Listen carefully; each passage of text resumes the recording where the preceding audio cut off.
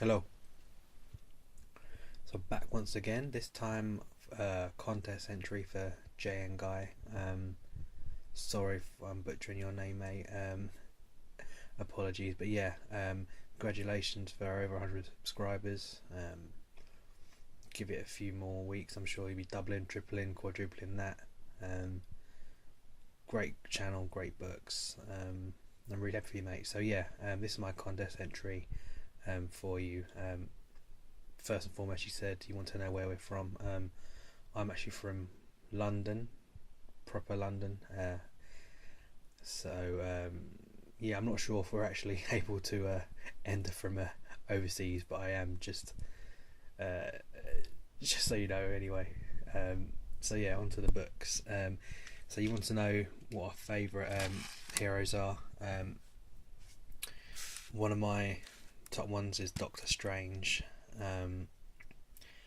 I've always been kind of drawn to him, purely because he kind of deals with like magic and the dark arts and that kind of, and the occult, and that kind of interested me, and I think this is quite cool. The artwork was always brilliant, and I think Doctor Strange has obviously become part of a wider universe in terms of being in the Defenders and Illuminati and that kind of thing. So yeah, no, Doctor Strange I think is a really cool character and one of my favourites. Second and third, although it's in no particular order for me, Spider-Man's always going to be my favourite, so that's why I put him here, but also love the Punisher. So this book kind of encapsulates them both. First appearance of the Punisher, Spider-Man from a kid, loved him, as I mentioned before, numerous occasions. Spider-Man is my number one guy, and then Punisher is just a badass, so it's a no-brainer really. In terms of villains, I'm going to do it a bit differently.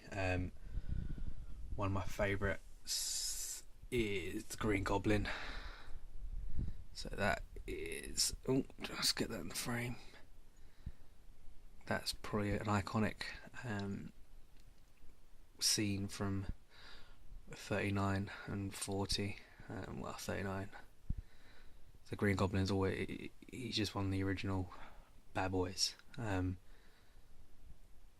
He's just so mischievous.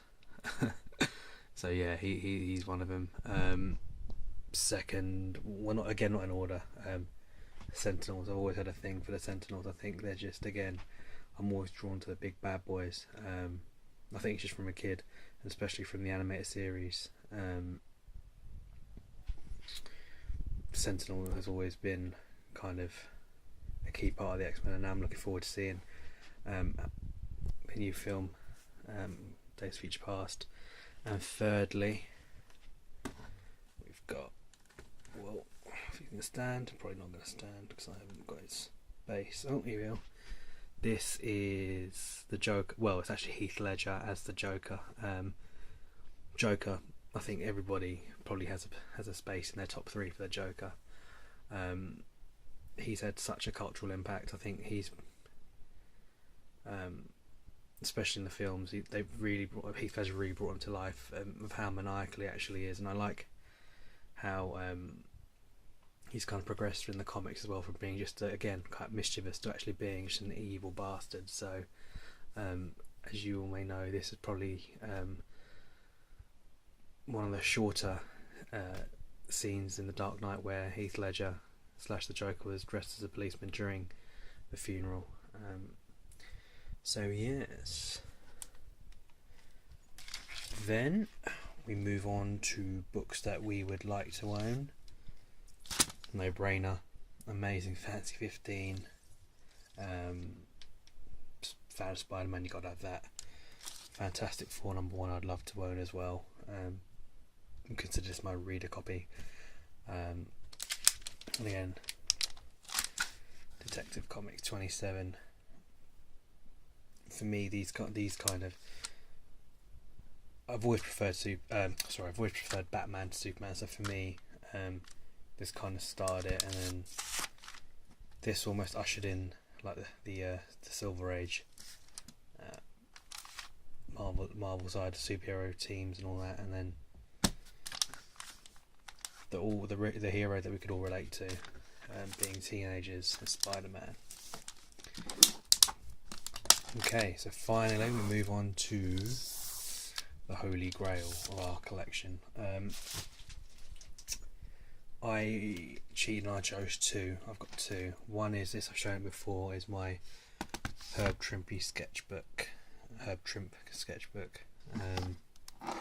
purely because of the sketch he did on the back of the Incredible Hulk. Again, I had just a look on eBay recently just to see how much these are going for. These are going for ridiculous amounts, like £1,000 odd. I got it for nowhere near that, and it just again goes to show why I hate eBay so much. But yeah, cool piece to have. And then finally, probably my favourite Spider-Man book of all time, I think. The art and the way it was written was fantastic. More so the art, you know, without the captions, it still would have been as powerful. The way Spider-Man was kind of trying to get through the machinery and lift it off him to, you know, to survive. And what makes this book even more special is I actually got to meet Stan Lee at the London Super Comic Con in 2012, and he signed it for me. So, you know, as everyone says, if there was a fire, these two probably be the first two pieces I run to save before saving anyone else in my family. But yeah, thanks for having a great contest, my friend. Again, congratulations. And yeah, look forward to seeing more videos from you. Till next time, peace.